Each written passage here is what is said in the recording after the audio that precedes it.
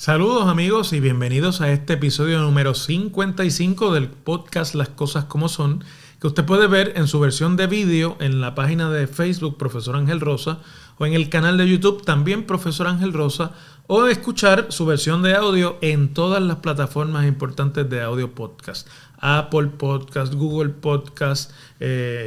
Amazon Music y también en Spotify. El día de hoy, al momento que estoy grabando este episodio,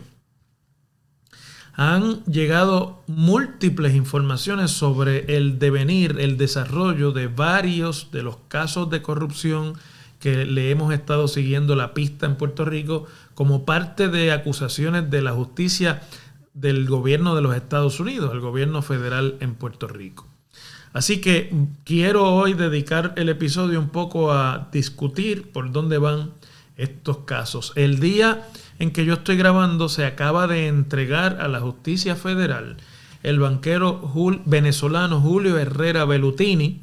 que está acusado por las autoridades federales de varios cargos criminales relacionados a un esquema de soborno y de donativos ilegales a la campaña primarista de la exgobernadora Wanda Vázquez Garcet en 2020.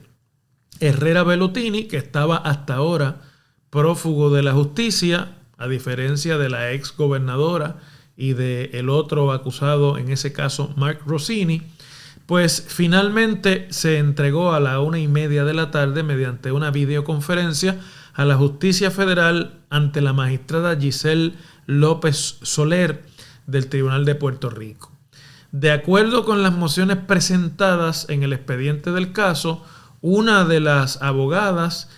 suyas es Lilian Sánchez, que tiene una oficina legal en Miami y que según fuentes es la misma abogada del ex asociado y reconocido criminal que luego se suicidó, Jeffrey Epstein, prófugo también y acusado también de varios casos, entre ellos de operar una red de prostitución y otra serie de delitos en el mundo, y que ha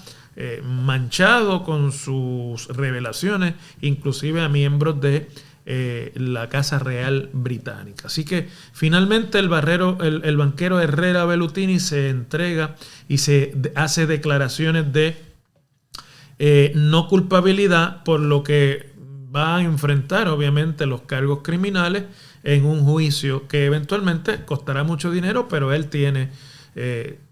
dinero para eso y mucho más. Es importante porque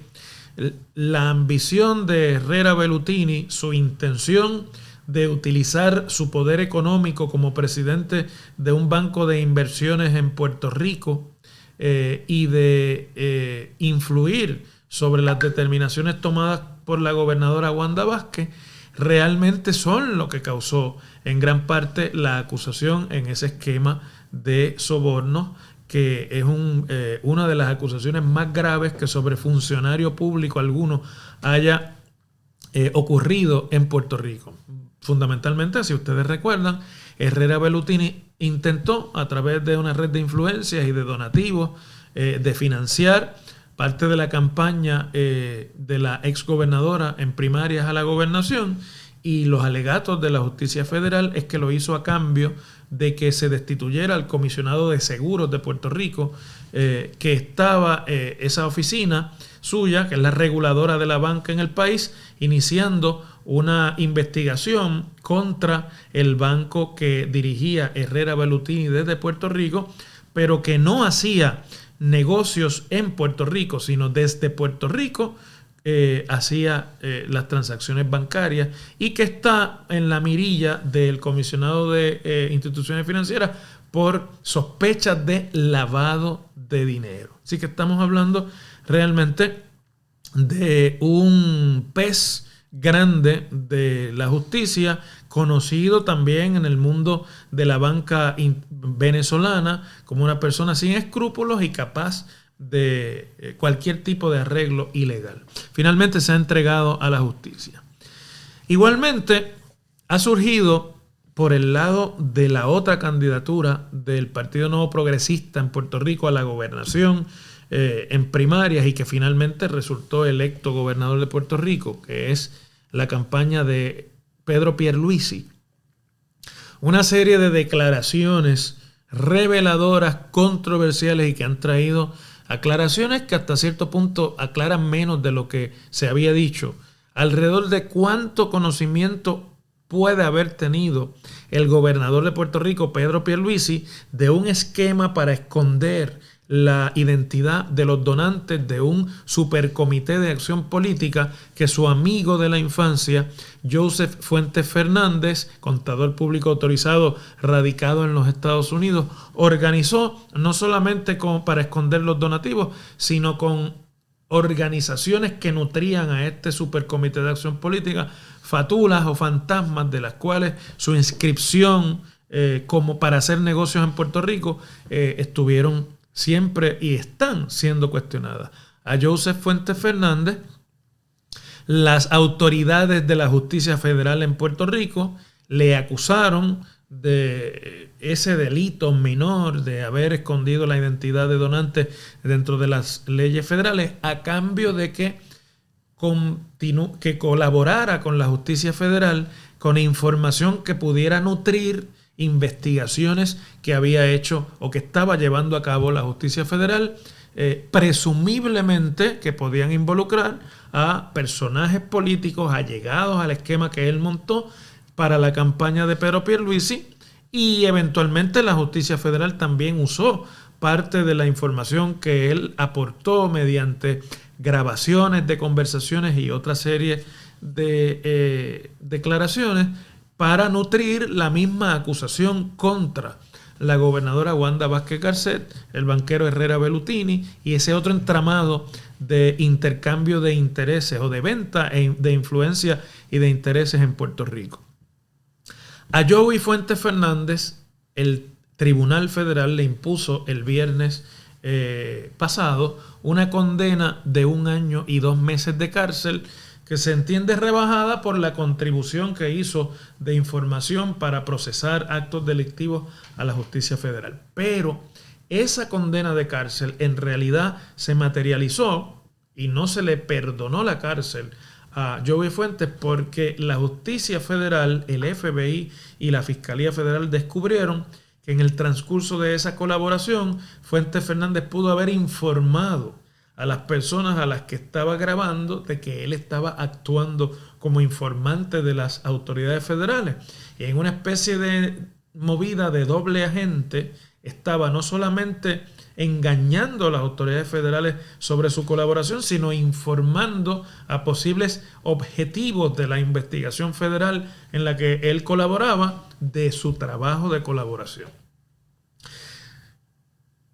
El día que se sentenció a Fuentes Fernández, su abogado defensor, el licenciado y conocido criminalista puertorriqueño Joaquín Monserrate Matienzo, hizo declaraciones que fueon explosivas y muy reveladoras y que a mí me parece que es de lo más serio que se ha dicho en cuanto a este caso y en cuanto al involucramiento de cualquier persona en Puerto Rico en campañas políticas. Joaquín Monserrate Matienzo dijo que Joey Fuentes Fernández se había inmolado para no perjudicar a su amigo, el gobernador Pedro Pierluisi, y a otros buenos amigos, y añadió que el gobernador Pierluisi era quien le había solicitado a Fuentes Fernández que organizara el Supercomité de Acción Política junto a otros allegados. Como Fuentes Fernández estaba actuando como informante de la justicia federal, las declaraciones del abogado Monserrate Matienzo desataron una gran ola de especulación en Puerto Rico sobre a quienes estaba protegiendo, porque en el acuerdo de información de Fuentes Fernández se menciona, con las autoridades federales se menciona no solamente al gobernador, sino a individuos identificados como cercanos al gobernador, un individuo número 2 y otros como personas que habían tenido conocimiento y participado de este esquema ilegal de financiación de campaña. No se revela ni se ha querido revelar directamente cuál es la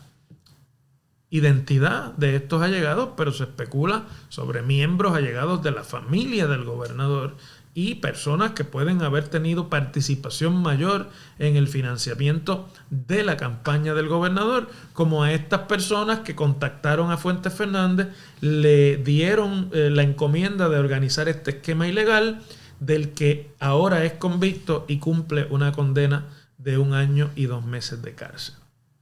Lo más increíble de toda esta disputa es que un par de días después, en que, como es natural, tomó vuelo esas declaraciones, o tomaron vuelo esas declaraciones del abogado de Joey Fuentes, Joaquín Monserrate Matienzo, hace una nueva incursión en la prensa para aclarar realmente lo que supuestamente le dijo su cliente y cómo él lo virtió en la prensa, luego de que fue escandaloso el decir que una persona se ha inmolado para proteger a un gobernador. Inmolarse es privarse de la vida para ejemplificar o señalar, o que esa privación de vida sirva como método para denunciar algo que es mayor que la misma vida de quien se inmola. Es decir, que utilizar la imagen de que alguien se inmoló por el gobernador, es decir, era simplemente parte de un esquema mucho más grande que involucra al gobernador, y las especulaciones han sido muchas sobre si existe o no una investigación federal en contra de estas personas y del propio gobernador. Las autoridades federales han dicho que por el momento, cuando se han sometido los alegatos de culpabilidad de Fuentes Fernández y en el caso de la exgobernadora Wanda Vázquez, no están investigando al gobernador. Pero las declaraciones del abogado Monserrate Matienzo dieron pie, natural y lógicamente, a una especulación inteligente de que si una persona se inmoló y ha cogido la cárcel para proteger a un amigo que es el beneficiario de un esquema ilegal de financiación de campaña, aquí hay algo más, y el gobernador puede estar involucrado en algo más. El gobernador repetidamente ha negado que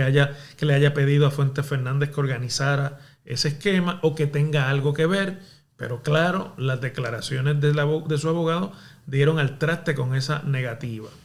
Y el abogado sale en la tarde del miércoles 31 de agosto a decir que fue un error de su parte haber estipulado que su cliente, el convicto federal Joey Fuentes Fernández, le había informado que el Comité de Acción Política Ilegal Salvemos a Puerto Rico, que él creó y financió, fue creado por petición del gobernador Pierluisi. Y además de eso, quiso aclarar el licenciado Monserrate Matienzo que las expresiones que hizo en el sentido de que le pidieron de favor que se hiciera cargo de ese Comité de Acción Política a su cliente para recolectar fondos para Pierluisi, y que él aceptó eso por su relación de amistad y que eso lo llevó a ser convicto federal, porque una vez entró ahí se entran estas contribuciones de un esquema ilegal, daban la impresión de que se estaba hablando de un esquema más grande que él. Así que Monserrate Matienzo, cuando se le pregunta y cuando intenta aclarar par de días después de qué fue lo que quiso decir, dijo que específicamente la información que le dijo a la prensa de que Joey Fuentes Fernández, su cliente convicto, le había dicho que el gobernador fue el que había pedido que se hiciera la organización de ese Comité de Acción Política, que eso fue un error de su parte porque su cliente no le había dicho eso en ningún momento. Y que él malinterpretó una parte de la comunicación o de la conversación con su cliente,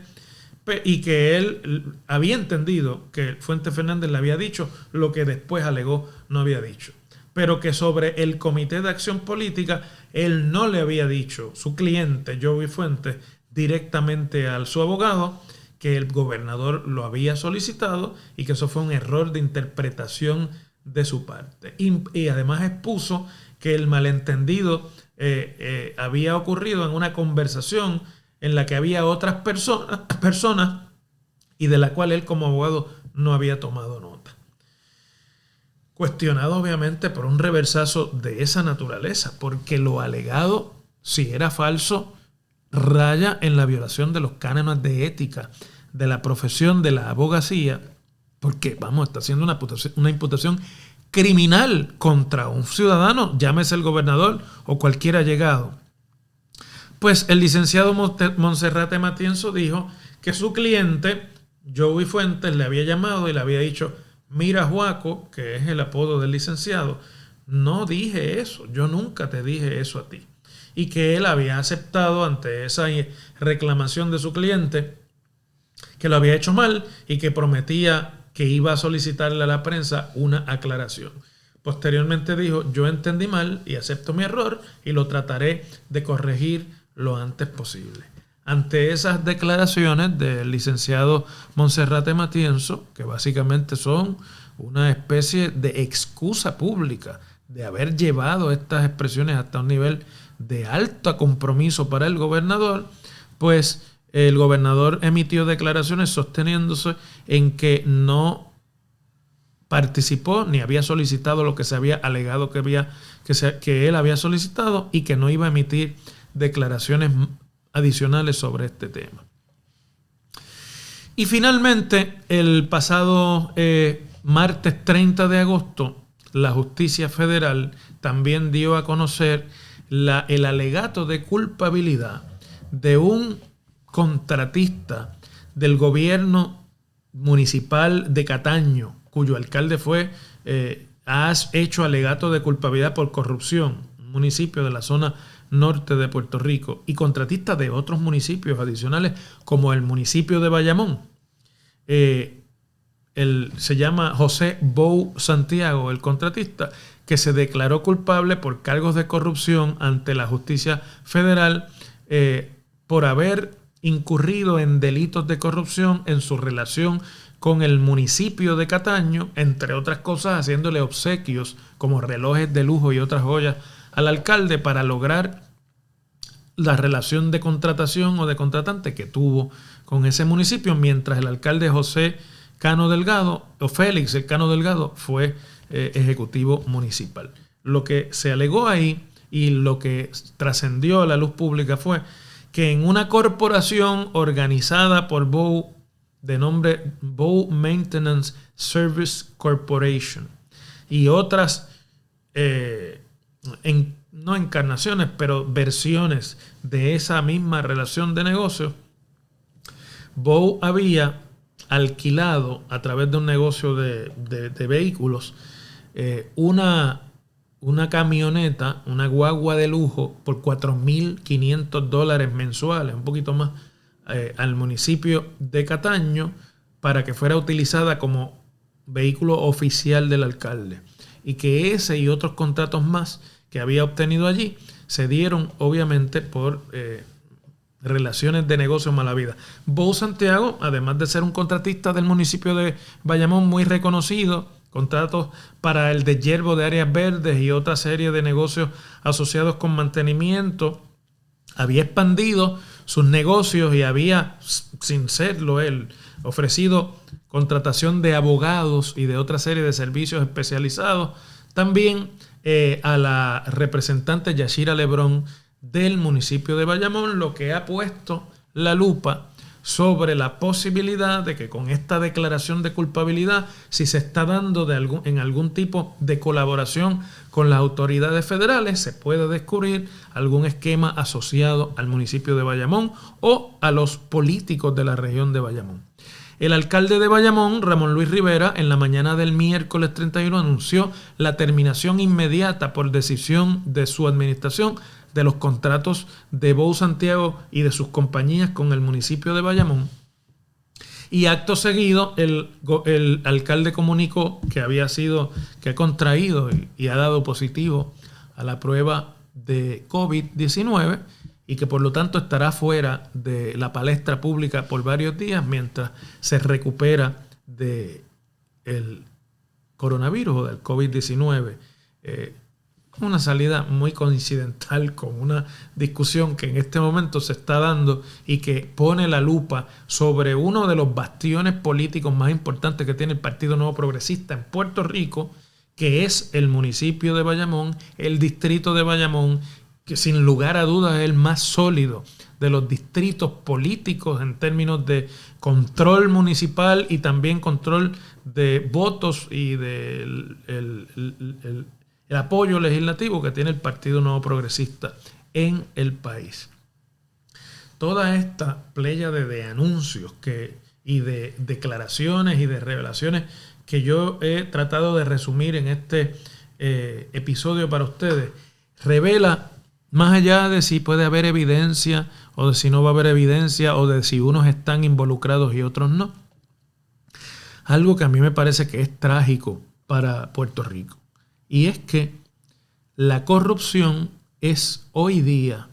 una de las formas más comunes de allegar a contrataciones con el gobierno de Puerto Rico. Y mucho más allá de eso, que mucha gente se acerca a las campañas políticas de los candidatos de los principales partidos para obtener una forma de llegar rápidamente al dinero de contratación que gasta el gobierno de Puerto Rico. Lo que hace a uno reflexionar si esto es un nuevo patrón o esto siempre ha existido y ahora es que las autoridades federales han llegado hasta allí. Es de preguntarse por qué las autoridades han tardado tanto en dar con este tipo de esquemas que se dan en los municipios, que se dan en la legislatura y que se da en el financiamiento de las campañas políticas en Puerto Rico, cuando esto pareciese, por las propias declaraciones de los involucrados, que es business as usual en Puerto Rico. Y trae un cuestionamiento aún más trágico todavía. Algunos de estos contratistas,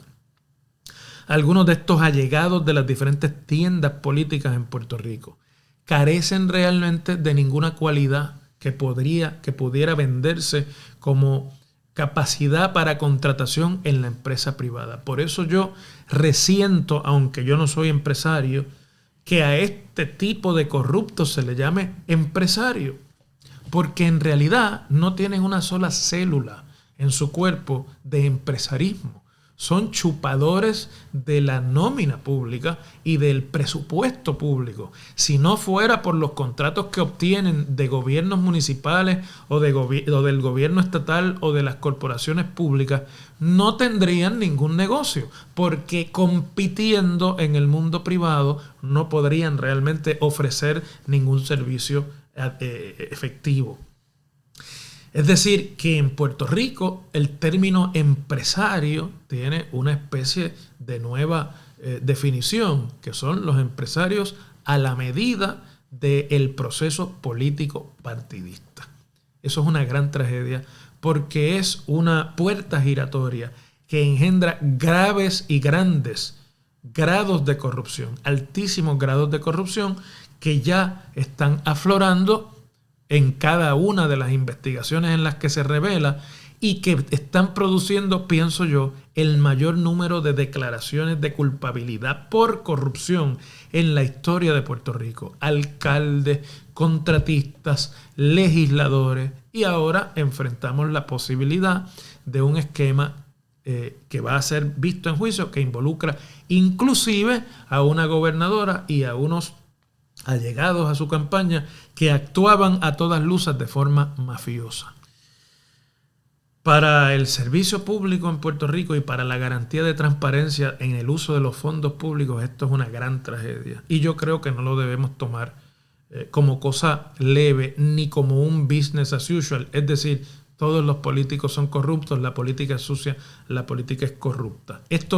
Yo lo que quisiera es que estas acusaciones, estas declaraciones de culpabilidad, más que ser el chisme de la semana o de que sean chismes mal fundados, como por ejemplo aparenta ser la declaración del abogado Monserrate Matienzo sobre lo que su cliente hoy convicto le reveló o no sobre la operación de este esquema ilegal para nutrir un super PAC, un supercomité de acción política a favor del gobernador Pedro Pierluisi, que se convierte obviamente en más chisme que el chisme original. Yo lo que quisiera es que esta madeja de diferentes casos, de diferentes niveles de corrupción, pero que al fin y al cabo son rateros de cuello blanco o rateros de cuello azul,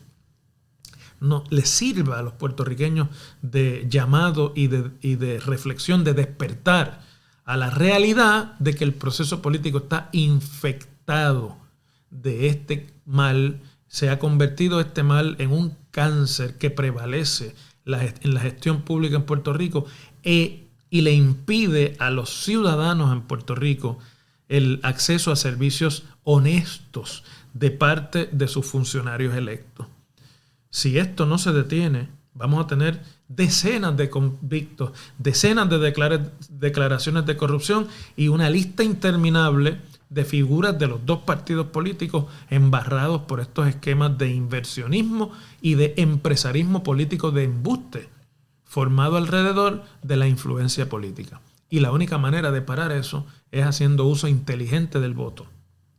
y logrando filtrar por nuestra capacidad y conciencia a aquellas personas que vienen a pedir el voto y que nosotros casi automáticamente se lo entregamos cuatrienio tras cuatrienio porque es una cuestión de un grupo ganarle al otro, de un partido ganarle al otro. Si esa reflexión no se da, la corrupción va a seguir cada vez más entronizada en el servicio público en Puerto Rico y vamos a tener muchos más culpables de delitos como este. Y eso se lleva de por medio cualquier posibilidad de recuperación o inclusive de que Puerto Rico cuente con el prestigio necesario como para ser visto como una zona de inversión en la que usted pueda honestamente hacer buenos negocios, que es parte de lo que necesitamos para recuperarnos económicamente en Puerto Rico luego de tantos problemas, inclusive de los desastres naturales. Me aterra pensar que en la friolera de millones de dólares que se va a gastar en las obras de reconstrucción estén sometidas a este tipo de esquema y a este tipo de patrón que ya se ha convertido en generalizado en la política puertorriqueña. Agradezco como siempre la atención a este podcast y les invito a que vuelvan a estar aquí conmigo la próxima semana en otro episodio más de Las Cosas como Son.